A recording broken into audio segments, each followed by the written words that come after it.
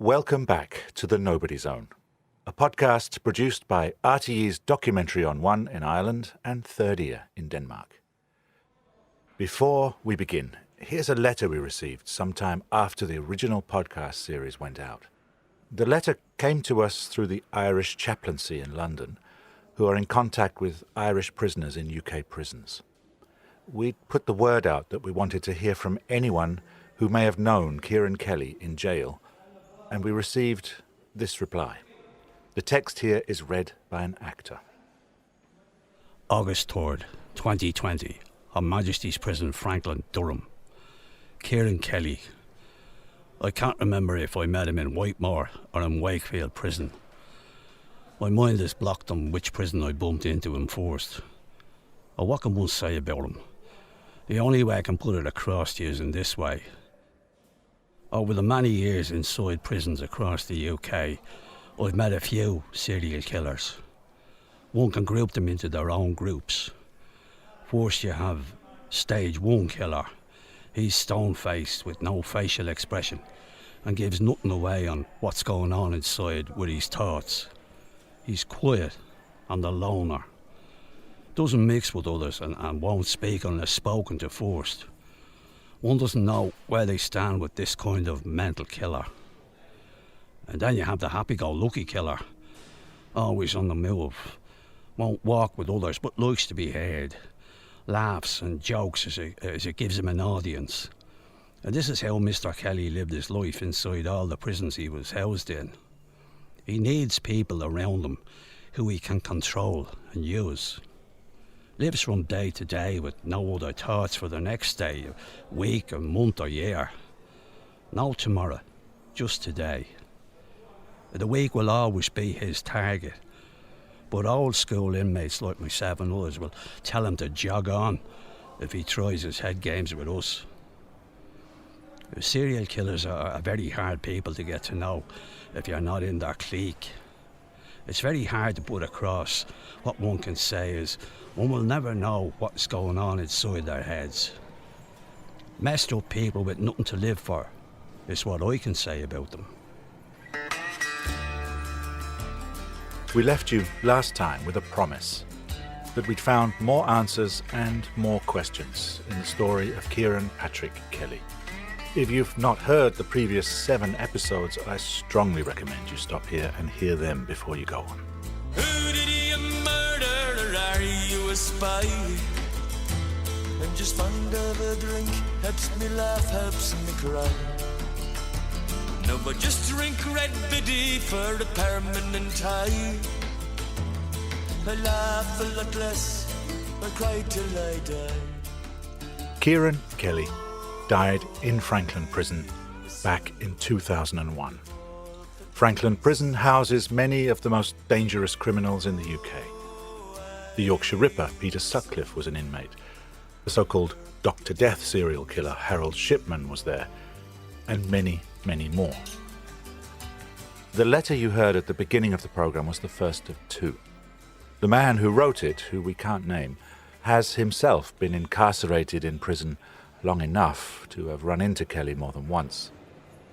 After we received the first letter, we wrote back and asked if he could remember anything else about Kelly. And in October this year, we received this reply. October 11th, 2020, Her Majesty's Prison, Franklin, Durham. Right. About Mr. Kelly. Kelly would run up to others and stand in front of them before speaking of them, putting fear into others because of his crimes. I first met him at the start of the 1990s in HMP Wakefield. He was pointed out to me by another Irish inmate, and the only time I met or seen him was on the way or back from workshops. I also bumped into him at the weekends at the football field. I did notice that most of the times I did see him, he was on his own. I did not know about his crimes until being told by other inmates who warned me about him. They called him a nutter. Last time I seen him, his hair was starting to turn grey. I only found out about his death here at Franklin when his name popped up one day when I was having a talk with another inmate at the workshop. That letter describes the end of Kieran Kelly's life. A hardened lifer, inside with 2 life convictions. Kelly seemed keen to spread the word around Franklin that he was a dangerous serial killer. Our search for people who may have encountered Kelly during prison time took a more surprising turn when the man who'd actually signed him into jail in 1983 also got in touch. This is retired prison officer Joseph Tyler. I joined the prison service in 1982. Now living in Ireland, Joseph was listening to the radio when RTE broadcast The Nobody Zone back in March. His ears suddenly pricked up when he heard who the story was about. I heard that programme, I thought, blooming hell, I thought, God, I couldn't believe it, because Kieran Kelly. Kieran Kelly was a name he remembered, because Kieran Kelly was in Brixton Prison while he was on remand and during the time he was on trial back in 1983. His face is still sort of there in my memory, and how it sticks out after all those years. Joseph worked at Brixton, receiving new prisoners and getting them registered and so on. It was a Saturday afternoon, and what we used to do, we'd take in prisoners from the police in the morning, locate them after we'd strip searched them and taken, all the possessions away, all locked up, all signed. And the governor walked into the reception and he said to me, "Can you come to the gate with me? We've got a prisoner coming in from the police." The prisoner they were expecting that day was a so-called Cat A, or Category A prisoner, the category reserved for the most serious and dangerous criminals. And this one was expected to be a big fish, a multiple murderer. Special delivery directly from the police with blue lights flashing. A man who'd murdered another man in the police cells. So, the prison governor himself gets Joseph to come along and take care of things. But to their surprise, the man the police dropped off was someone they already knew. Kieran Kelly. He just said, "Hello, Gov." That's what they say. "Hello, Gov." The governor, he was shaking his head because he knew Kelly. And he said, "What have you done? What have you been up to?" And he's, it was quite funny really, because he was telling us what he'd done, pushed him under the train, and he was, just rattling on about it. And I couldn't believe it because he didn't look capable, The list of murders that he had quoted, he was saying how he'd, murdered so-and-so and so-and-so, and I can't remember it individually, but he just kept on talking about who and where he had done it, just blurted it out.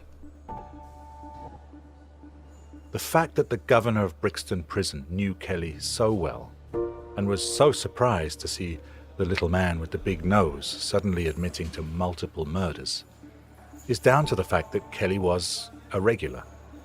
He'd been in and out of London prisons for years, and in fact he'd only recently been released from Brixton after his trial for the attempted murder of a man called Francis Taylor. I know it's hard to keep up with all the names and dates in the Nobody Zone, but Francis Taylor was a man who was pushed in front of a train by Kelly in August 1982. He survived, but Kelly was charged with attempted murder. The charges were eventually dropped and Kelly was released. Previous to that, and here's another thing about why the governor never really thought of Kelly as much of a killer, he'd also been in Brixton because he'd been put inside for stealing 10 pints of milk. After he got out for that, he was arrested yet again for pushing another man, Jock Gordon this time, at Oval Station on the Underground. Jock Gordon had also survived unscathed, and the charges again were dropped in that case.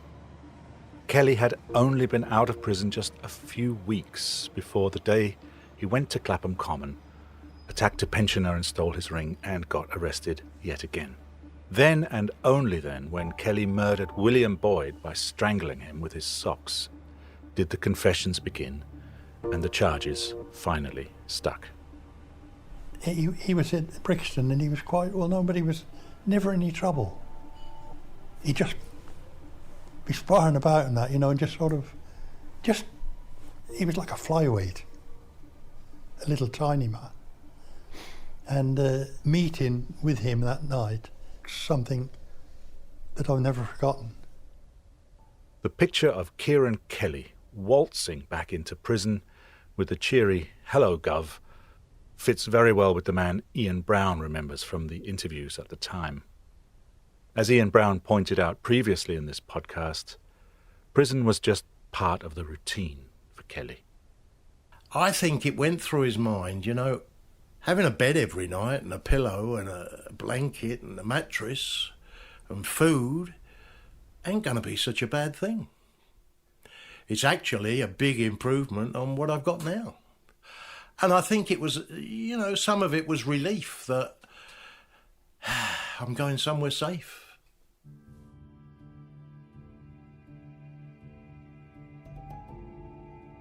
We've said a few times during the series that the men and women who inhabited the Nobody Zone were the kind of people no one really missed and that no one really cared about. But the next person who got in touch with us after hearing the podcast actually did care. My name is Anna and I'm a nurse. This is Anna Dillon, who presently working in Cork but has worked in the past in South London during the 1980s. Anna is now clinical nurse manager at the Clinical Decision Unit in the Emergency Department of Cork University Hospital.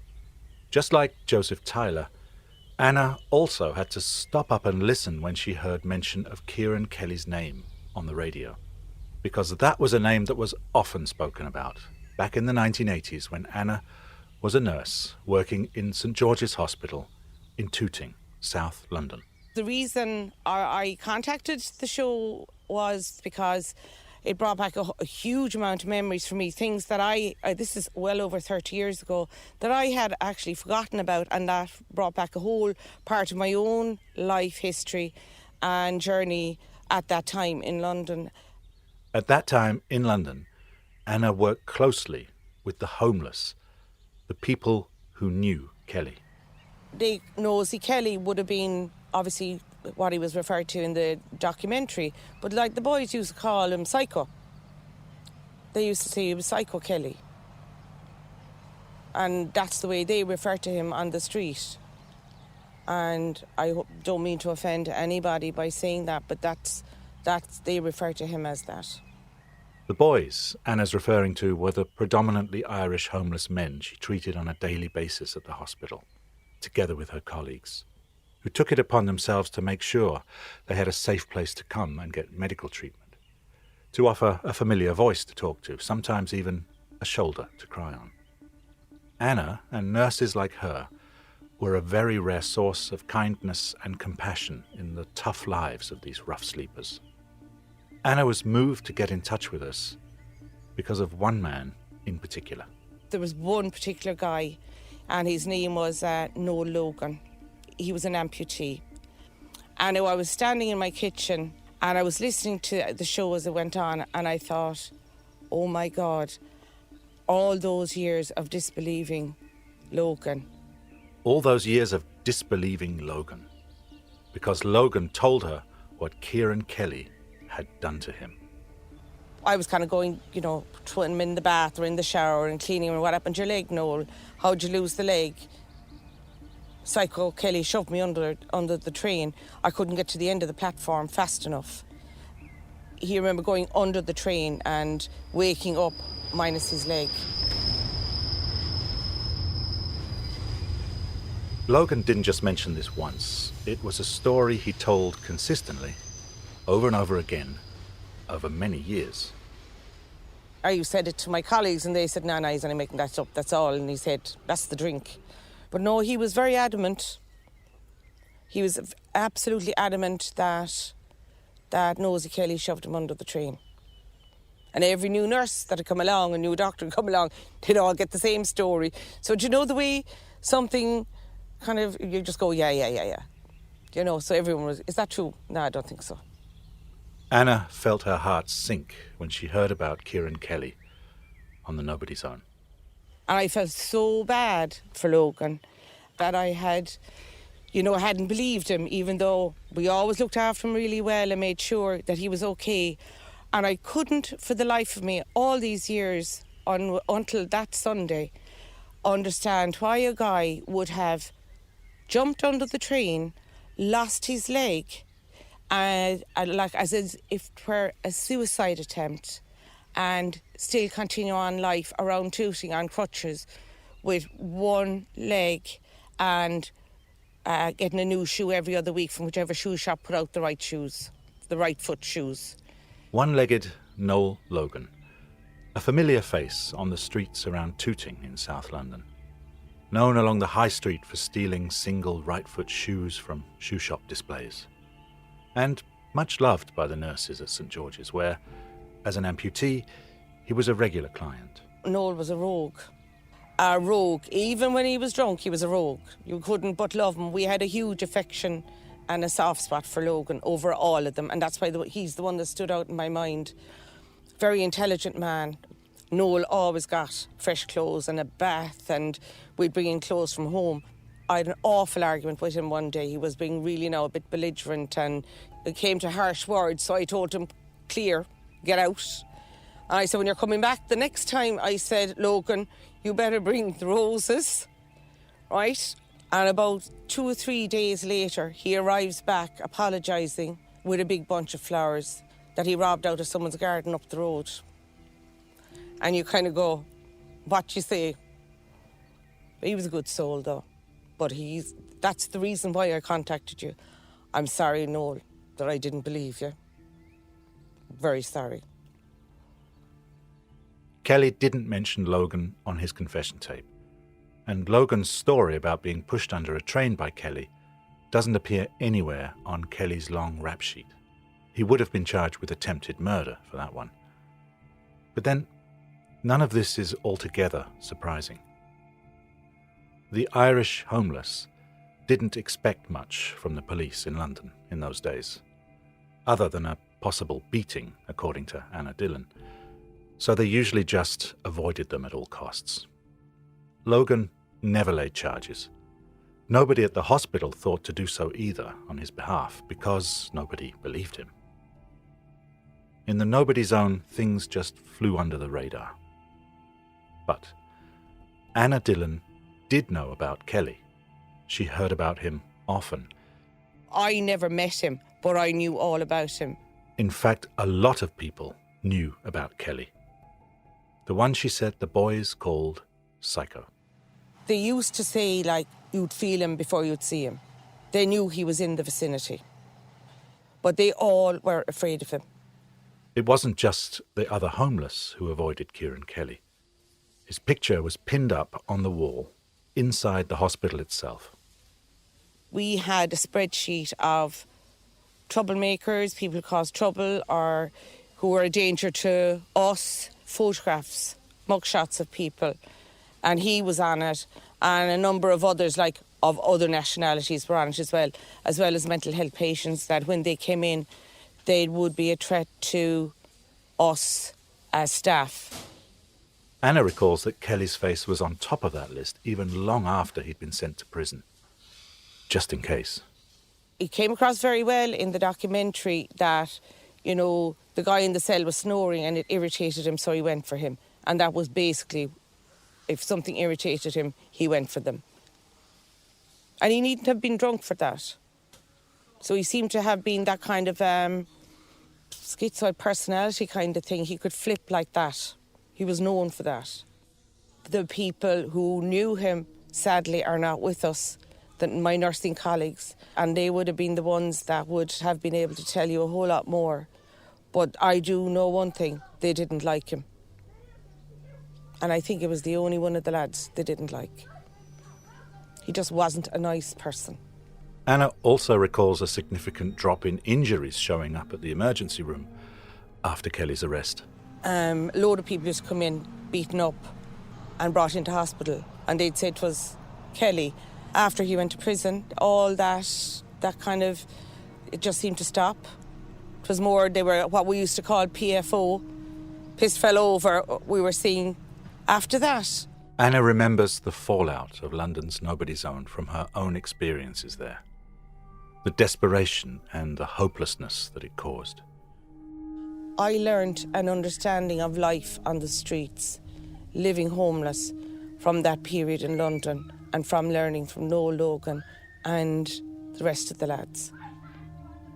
And the dangers that they faced every day and the strategies they put in place. And they're no different now than they were then. But I have an understanding of it. Thanks to Noel Logan and Nosy Kelly and all the lads that we looked after in South London in the 80s and 90s. Finding contemporaries of Kieran Kelly who would have actually lived on the streets of London when he was around proved to be a difficult task. Men like Noel Logan did not live into old age. But journalist Robert Mulhern did manage to meet up with author John Healey. John Healey's autobiographical book, The Grass Arena, which has since been made into a film, was based on his time as a homeless alcoholic, living rough on the streets of London in the 1960s and 70s. John Healey is what you might call the real deal. And while Healey never met Kelly in person, he is without doubt an expert witness in the nobody zone. The way I am, I'm the sort of expert who's written the book on this sort of thing, so I can qualify Kelly. Rob and Healey went for a walk on Clapham Common, one of Kelly's old haunts, and Rob kicked off by asking about the violence inherent in the lifestyle. Was violence the overriding kind of equaliser? Yeah, it was a currency. It was always there, ready to erupt. They were paranoid. The police were corrupt. The police would fit you up with anything, beat you up. So there was paranoia. So then when the drink kicked in, and it was bad drink, cheapest rock gut stuff that drive you crazy, they would, it flared things up more. If it really got out of hand, it'd be broken bottles that would be used. You'd be faced with a broken bottle. Yeah. Were you ever in that situation? You were? I was, yeah. Yeah, I was often in that situation. Yeah, I got a bottle stabbed at my face, at my eye, and I split my finger down there. I put my hand up, see? And that knuckle there. See how it's come back from punching. John Healey bears the scars of a life on the streets. What he calls in his book, a life in the wino jungle. It's a life that nearly always began with the bottle. There are many different routes to ending up in a wino jungle, but they all involve drink. In them days, it was illegal to drink on the streets, so you would be herded into parks or out-of-the-way places, disused graveyards. I mean, to call them parks is being very polite. You couldn't just walk in. You had to have a pass, and the pass would be money or alcohol. But they had to leave the park during the day to commit petty crime to get the money for the drink. So they'd need to try shoplifting or mugging or whatever. Well, if a mugging goes wrong, it can turn into a murder. The term for them was predatory felons. Your man Kelly, he would have come under that, and as far as I can see, the term would have been correct for him.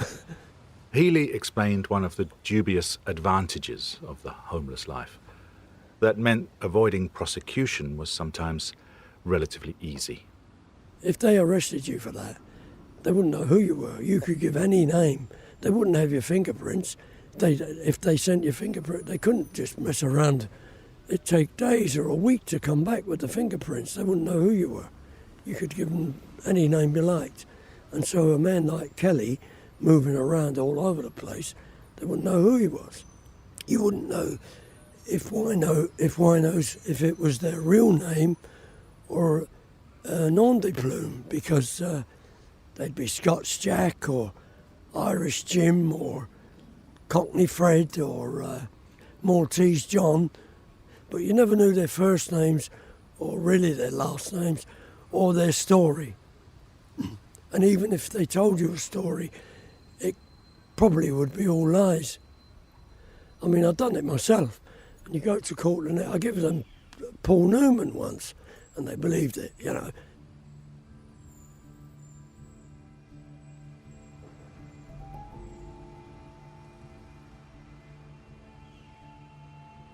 In the last episode, we met Detective Superintendent Gary Richardson from the British Transport Police.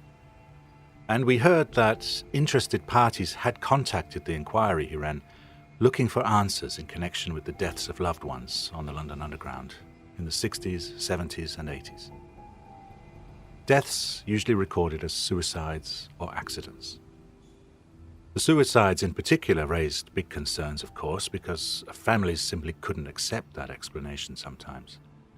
But accidents were also hard to understand or believe, that people just fall in front of oncoming trains. Since the podcast went out, this same concern led to a number of people getting in touch with us. Now, to be clear, all we do know is that Kelly did push some people in front of trains. It was part of what he did. We know now that there were at least 3, 2 of which he was charged with, Taylor and Jock Gordon, and now we know about the testimony of Noel Logan. But the question is, are there more? He was found on the track. He was killed on the track in St Pancras station in London. I don't know was he down and out. He was fond of the drink, we know, but what the London police said was they don't know was he pushed or did he fall. And it just kind of struck me. His name was Peter Kelly from Galway. My grandmother called him Gulls, but he was definitely under the train in St Pancras station. I was just wondering, is there any list of names? This caller was asking if a man called Peter Kelly from Galway was on any sort of list.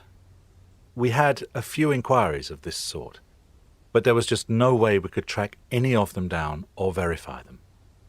The names we were given certainly did not figure on any of the lists we had connected to Kelly. And we can't connect Kieran Kelly to every death that happened on the Underground, just because we know he pushed 3 people. We did find a case that did point towards Kieran Kelly, but this case had a very different character. It happened 12 days after Kelly had murdered Hector Fisher on Clapham Common. Here's Kelly talking about that on the interview tape back in 1983. All right. I want to move on now and talk about Fisher. Would you tell me again how you did him? I gave him a wallop. And I cut him. I don't think there were stamps. I'm not sure. But I cut his bollocks. Right? How many times did you stab him? I don't know. I had a good drink on me. And what did you hit him on the head with? With the fucking big thing I had in my hand. The big thing you had in your hand? The handle of the big blade. The handle of the big blade? It was heavy. One detail of that crime that sticks out is that Kelly said he had cut his hand when he used a sharp weapon on Fisher. How many times did you hit him on the head? I hit him once, and then I hit him again, but I missed him. I hurt me on hand the second time. 12 days after the Fisher killing, a 17-year-old girl, Wendy Hall, was attacked by what the newspapers later described as a knife-wielding madman. She was brutally attacked on an overground train coming into Tooting Station in South London. Note, Tooting again. Her assailant attacked her, stabbing her wildly with a knife around the neck, the same kind of stabbing that had killed Hector Fisher. As the train pulled into the station, she jumped out and collapsed on the platform and didn't see if her attacker had stayed on the train or jumped off. But she did say that the man who attacked her had a bandaged hand. In the newspapers at the time, Scotland Yard appealed to the public for help to find Hall's attacker. They said they were looking for a possible link between the attacks on Hall and Fisher. In fact, there had also been yet another stabbing attack on Clapham Common that happened between Fisher and the attack on Wendy Hall. This is a report written in the Daily Mirror on the 8th of August, 1975, under the headline, "In the Shadow of a Mad Knife Killer." It reads as follows. 2 other recent stabbings bear his hallmark. 3 weeks ago, pensioner Hector Fisher was stabbed to death in a churchyard at Wandsworth. That's actually wrong, he was stabbed on Clapham Common. But anyway, I'll continue. And last week, 41-year-old William McSweeney was seriously hurt by a knife man at Clapham.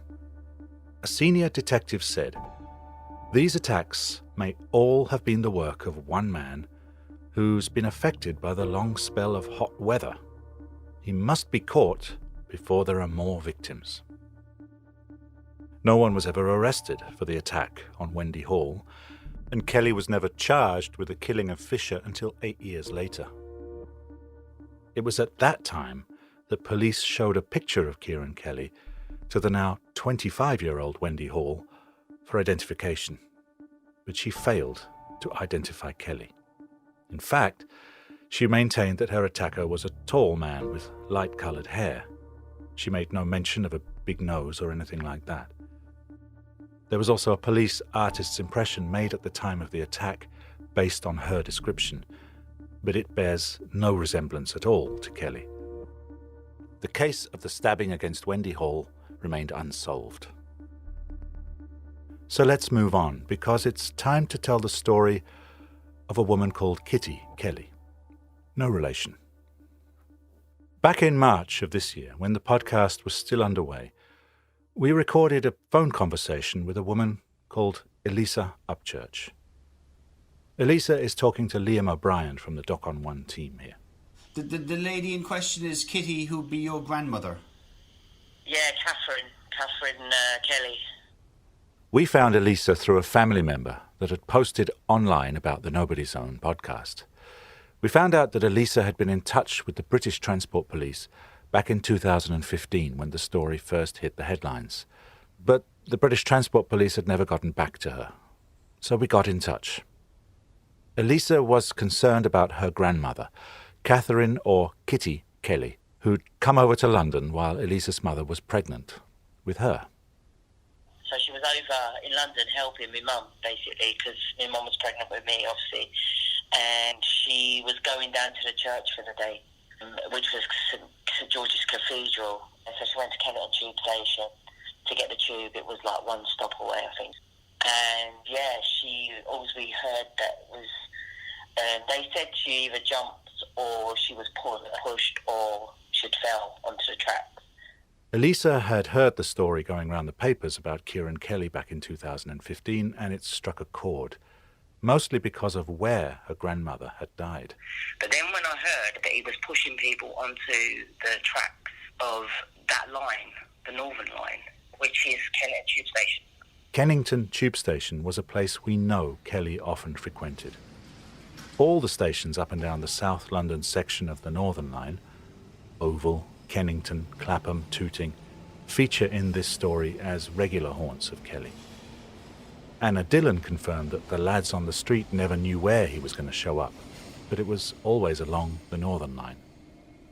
You might be able to remember the churchyard murder of Ed Toll, which Kelly was tried and acquitted for. That happened in a churchyard at Kennington. Mickey Dunn, who he claimed to have poisoned, died at Tooting. Francis Taylor, who he pushed onto the tracks, he pushed at Tooting. And Jock Gordon was pushed by Kelly just a few stops away at Oval Station. Elisa's mother never believed for 1 minute that Kitty's death could have been suicide. It just didn't make any sense. Kitty had been on her way to Mass at St George's Cathedral on an ordinary Monday morning. Yeah, she was a typical old Irish lady, devoted, religious, Catholic lady, you know. That's why we know she would never have jumped. Never. Not leaving my mum in the situation she was in as well. She'd never even dream of that. She wasn't in a frame of mind to do that sort of thing. She was there to help me mum. There was another detail that never made sense to the family, too. Witnesses. And they also said to my mum there was witnesses, and one of them was a relative. My mum couldn't figure out who this relative was because she was on her own.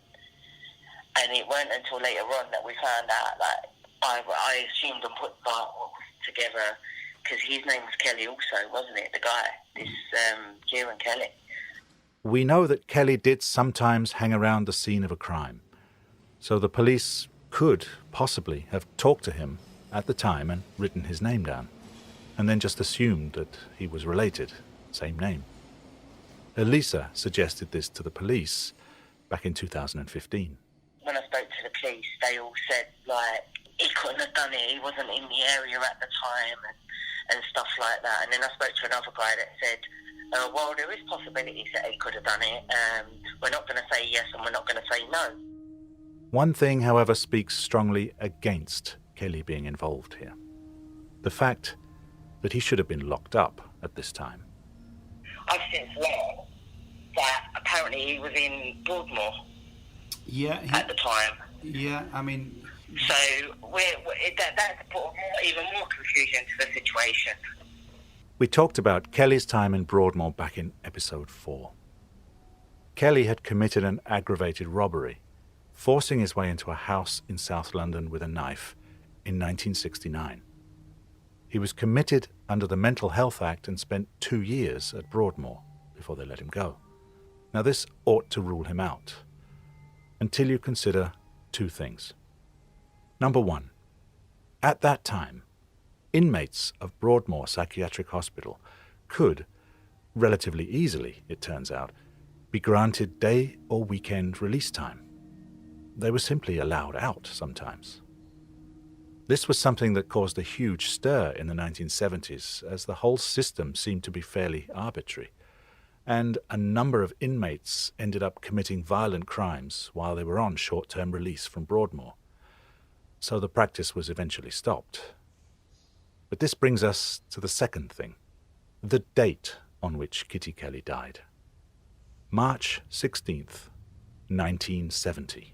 It's a strange coincidence because March 16th, the day that your nan died, that's also the birth date of Kieran Kelly. Oh, so really? Kieran Kelly would be 90 years old today if he was still alive. Jesus. That's creepy, isn't it? That's really creepy. So, wow. March 16th, 1970, was Kieran Kelly's 40th birthday. Could Kelly have been on a weekend pass from Broadmoor, set free to celebrate his 40th birthday? There are no records anyone can access from Broadmoor. They're not public, even if a record of this kind of temporary release was ever kept. Could Kieran Kelly have bumped into Kitty Kelly, a kind and helpful woman, just the sort of person who might lend a helping hand to someone in trouble, down on the tube at Kennington? Did they strike up a conversation? Kitty Kelly was from Dublin. A familiar accent, perhaps. I'm assuming that he would have spoken to her or something. Do you get what I mean? Because he heard her accent. And she was Irish, maybe. I don't know. Elisa doesn't know what happened. The police don't know what happened. And neither do we. In the last episode, you might remember when we were looking for files on Christy Smith, we discovered that many of the coroner's records from this period have been destroyed. We searched for Kitty Kelly's coroner's report and confirmed that those files no longer exist. So we'll never know if Kieran Kelly's name was included as a witness to Kitty Kelly's death at Kennington Tube Station. Which means that there's practically zero chance of ever finding out exactly what happened down on Kennington Tube Station that day, 50 years ago. We don't know what happened to her. And we'd like to know what happened to her, but I'd like to know if he did or if he didn't, do you know what I mean? Because it's not nice not knowing what happened to her. Because my mum always questioned what happened, do you know what I mean? She was very upset by it. I mean, she took years to get over that, my mum, because she always thought something wasn't right, you know. Something wasn't right. The whole Broadmoor episode is maybe the most telling part of the whole tragedy behind the Kieran Kelly story. After everything we've heard during this series about Kelly's behaviour, his wild temper, his crimes, his drinking, the way he preyed on vulnerable people around him, everything points to something I really don't think anyone needs to be a psychiatrist to figure out. Kieran Kelly had serious mental health issues. Very serious. He was a danger to society and even a danger to himself for most of his adult life. So why did doctors at the Broadmoor High Security Psychiatric Hospital ever let him out? Robert Mulhern called up Kelly's former solicitor, John Slater, because he remembered him mentioning something about Broadmoor. I think he was in Broadmoor for an assessment, wasn't he? Yeah, but he was in and out of there for at different periods, and obviously... But my recollection is that Broadmoor refused his admission to him on the basis he was penally incorrigible and medically untreatable. Really? Yeah. Yeah, that's... But I'll always recall that because I'm to be refused admission to Broadmoor on that basis. And what does that mean in layman's terms? Well, it means that, Broadmoor's a hospital. So it's to treat people who've got mental illness and have committed crimes. And, the doctor came to the conclusion that he was medically untreatable. So the system simply didn't want him around. He was sent back onto the streets for the police to deal with. Our journey into the nobody zone has to end now. That's all the new information that's come to us since the podcast went out. There's no doubt more to discover, but we have to stop soon. But just before we do, Robert Mulhern got back in touch with retired Detective Superintendent Ian Brown, just for one last time, to put a few last questions to him in the light of everything that's been talked about in this series and everything we've discovered since.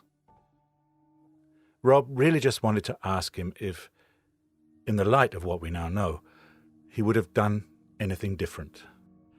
If you knew then what I've given you now, say in relation to Smith even, and some of these other cases, do you think it would have changed anything at the time?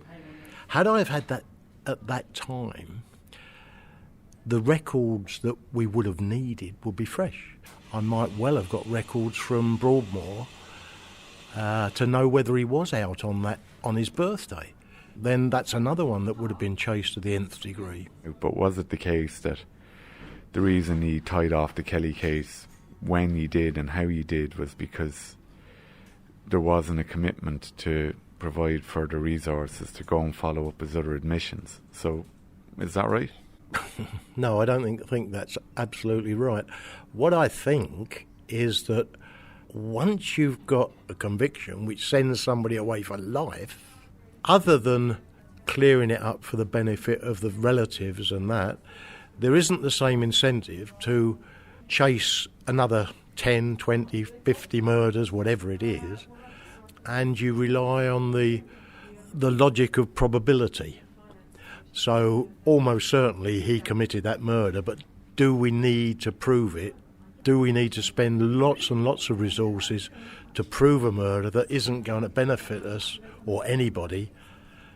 It becomes a matter of manpower.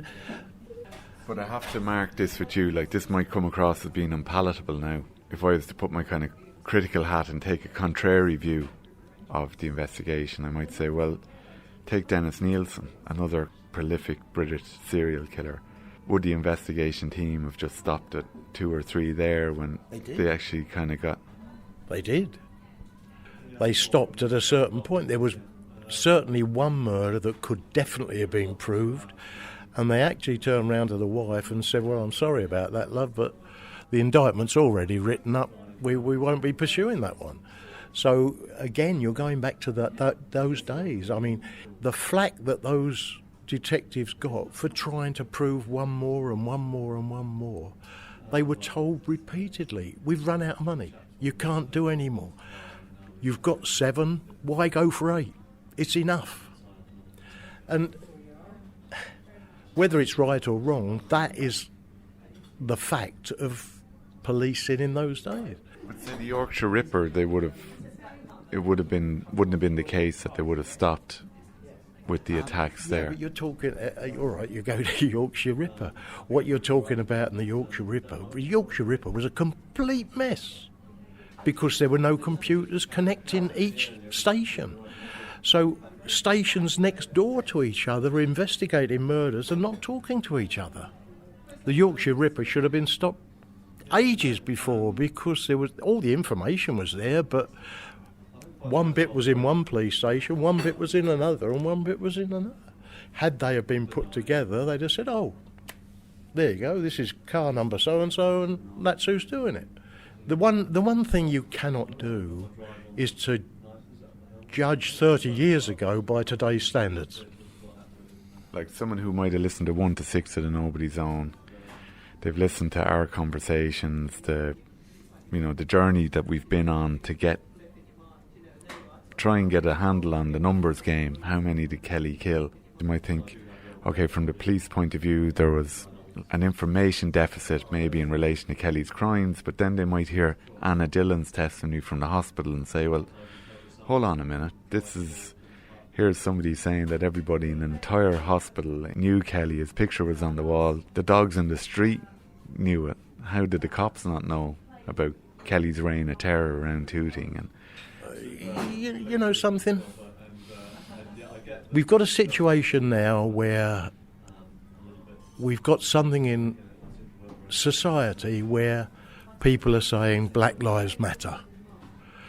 Perhaps back in those days we should have said vagrants' lives matter. But they were left to their own devices. Just people left to their own devices. Just before this episode came out, in fact just last week, we did talk to a living relative of Kieran Kelly, who did not want to take part in the programme or be named for reasons we fully understand. In our brief conversations, it was plain to hear that life around Kieran Kelly was hard for everyone, that his violence and his mental illness affected everyone close to him very badly indeed. And that's all we can say about it, really. So, a final word on the Kieran Kelly story? Well, we did not prove or attribute beyond doubt one single additional murder to Kelly's rap sheet. We did prove that he did not kill Christy Smith, even though he confessed to doing so. And we did find plenty of supporting evidence to suggest that Kelly was easily capable of committing many of the other murders he did confess to, and which he was never tried for. And I think it's safe to say that we also found evidence that there might well have been more murders that he never spoke about. But we can't prove any of it. So right here, at the very end, is one ray of sunshine, you might say, in all the darkness. If you remember, in the previous episode we met Christy Smith's surviving relatives, his brother Nick Smith and his sister-in-law Lily Smith. We found out that Christy's parents had lost more than one of their children in tragic circumstances, not just Christy. So when amateur genealogist Damien O'Sullivan was busy tracing documents around the family, he found a sister of Christy and Nick Smith called Phyllis. Phyllis had had a twin sister who died as a baby, but Phyllis herself had married and moved to Kenya, where the family presumed she'd passed away because she's not been heard of for more than 60 years. Well, it turns out Phyllis is still alive. She's alive and well and living in the United Kingdom. The families have been put back in touch and they hope to meet up again as soon as they can. And so, with that, it only remains for me to say thank you to all the people who have allowed us to interview them and everyone who's helped in the making of this podcast series. and of course, to you for listening. Goodbye. All you young people, now take my advice. Before crossing the ocean, you'd better think twice. 'Cause you can't live without love alone. The proof's round the West End in the nobody zone. Where the summer is fine, but the winter's a fridge. Wrapped up in old cardboard in the Charing Cross Bridge. And they'll never go home now because of the shame.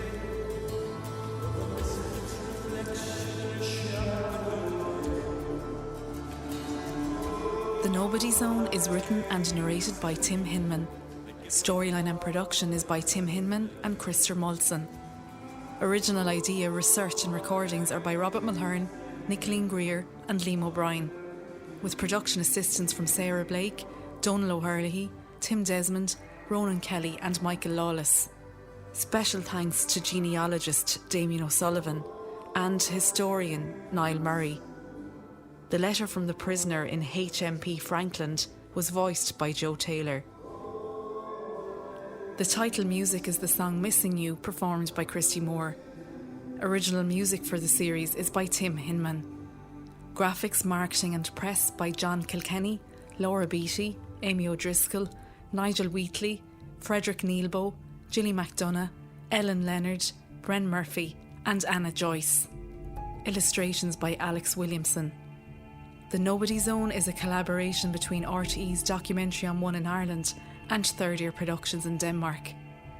If you wish to join the social media conversation around this podcast, please use hashtag The Nobody Zone or visit rte.ie/The Nobody Zone.